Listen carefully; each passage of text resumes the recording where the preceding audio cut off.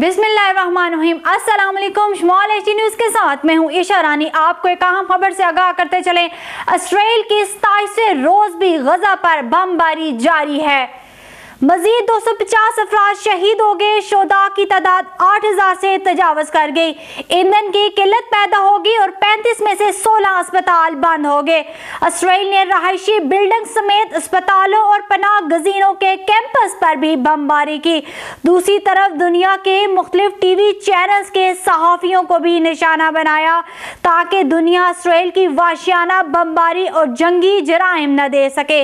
अब तक 34 सहाफियों को निशाना बनाकर मीडिया नुमाइंदों पर खौफ व हिरास और डर पैदा करने की कोशिश की गई।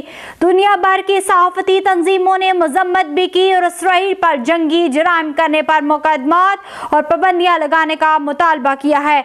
आपको एक बार फिर बताते चलें, इसराइल की 27वें रोज भी गजा पर बमबारी जारी है।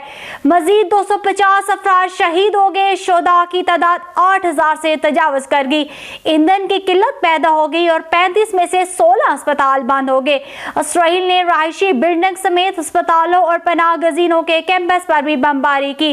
दूसरी तरफ दुनिया के मुख्तलिफ टीवी चैनल्स के सहाफियों को भी निशाना बनाया ताकि दुनिया इसराइल की वाशियाना बमबारी और जंगी जराइम न दे सके। अब तक 34 सहाफियों को निशाना बनाकर मीडिया नुमाइंदों पर खौफ व हिरास और डर पैदा करने की कोशिश की गई।